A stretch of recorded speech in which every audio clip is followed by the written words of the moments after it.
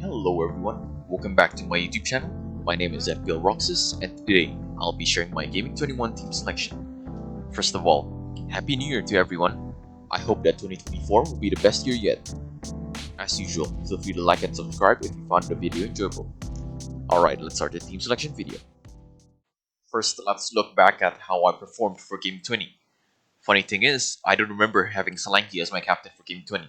I probably changed it while I was drunk with my friends. That drunk me probably wanted to have a little bit of fun. I remembered having Watkins as my captain before, so that's quite a few points lost. But no worries, it was a fun and eventful game week with a lot of returns to end 2023. I ended Game 20 with 70 points. That's not enough for a green arrow, and that sadly keeps me at the same rank as the previous game week. I probably should remind myself not to tinker around with my team when I'm drinking. At this point in the middle of the season, in my previous series playing, I'm usually at around 500k in rank. 2.2 million at this moment in this season is definitely something I didn't expect and is a season to learn from. Anyways, now that half of the season is over, I think I have a better grasp. So I should be able to come back and climb a lot more from Game 21 onwards. So let's move over to the next section now.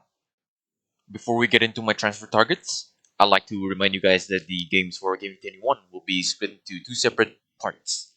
5 games in the first weekend and the next 5 in the other.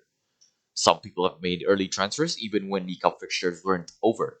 One popular casualty from the cup game was Bowen, the second most transferred in player for this upcoming game week, who ended the game with an injury.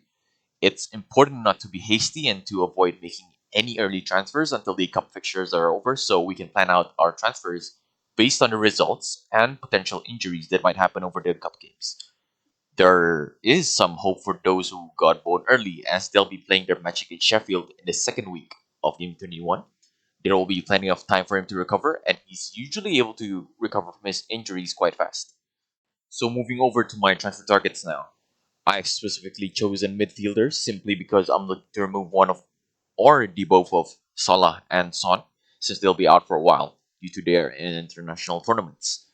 I originally had Bowen as my main transfer target for this week, but I have decided to replace him from this section after his injury. I still believe that he's the best transfer option for this week if he's fit, so I'll be waiting for any sort of updates regarding the extent of his injury in the coming days. So this is the new transfer targets without Bowen. First up is Phil Foden. He's City's best performing player in recent games, and I think it's a good time to bring him in against the Newcastle side, who have lost their last 3 Premier League games. He also has Burnley at home for the week after, so it's going to be quite exciting if we bring him in now. He's been starting most of the games this season, so I think there's a lower minutes risk compared to usual. Next up is Garnacho. Despite United's inconsistency, I think Garnacho is the current best forward for United at the moment, with 2 goals and an assist in the last 2 games. Tottenham at home this week won't be as easy, but with how high Spurs like to play up the field, they will be prone to counterattacks, which United can definitely take advantage of through the likes of Garnacho and Rashford as well. His fixtures after the Spurs game look quite attackable, so I think Garnacho can be a great differential to own for the next few game weeks.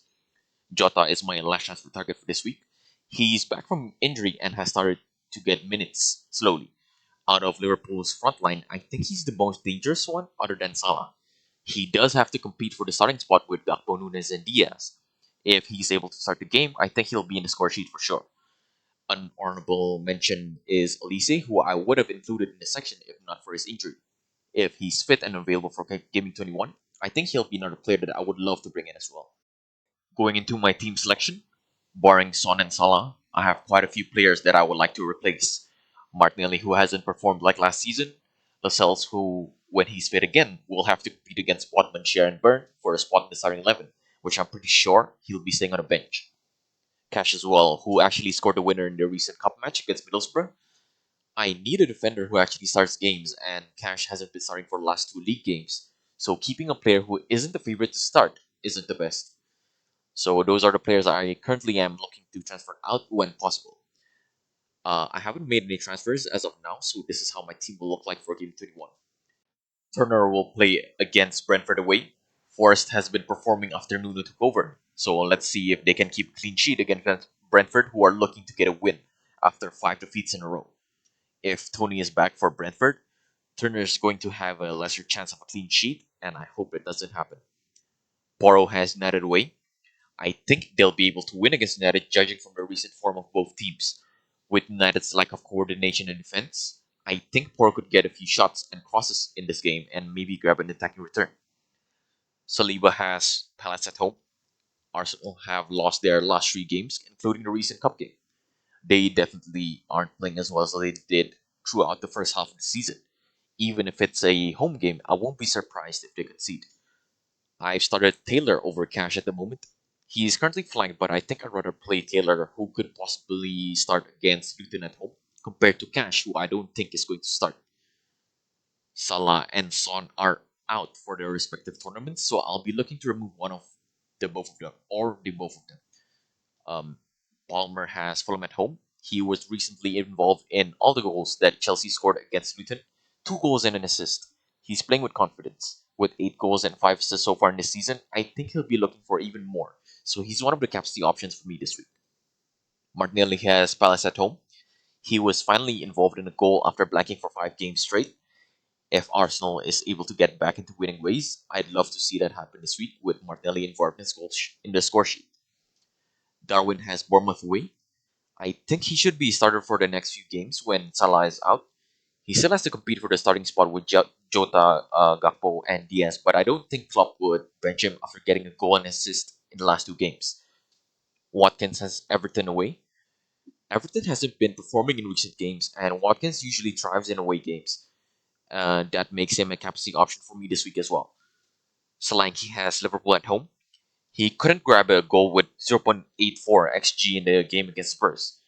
A tough game against an informed Liverpool is up next. Even after the blank last week, I still believe that he'll be able to get back into scoring this week against Liverpool. He has 12 goals this season. A player with that many goals would look to increase their tally in every single game.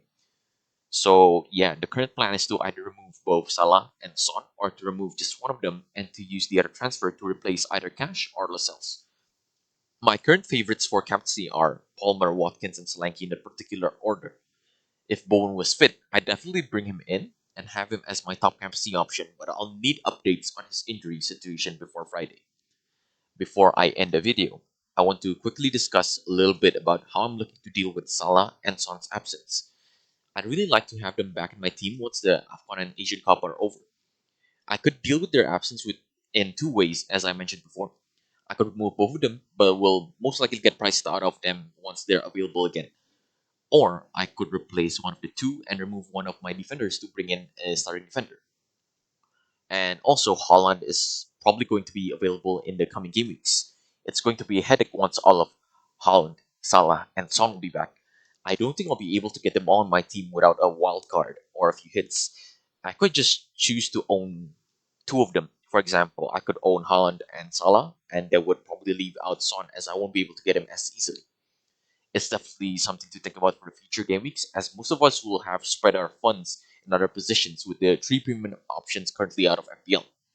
Bringing all of them might be too difficult without taking hits or using the wildcard. So using the wildcard to bring them all in could be a good move, but I believe that the optimal use for the chip is the week before double game week, where we could use our bench boost in that double game week to maximize the amount of points through owning players with the additional fixtures. So far, I'm still looking at the future cautiously, as the double game week dates aren't announced yet.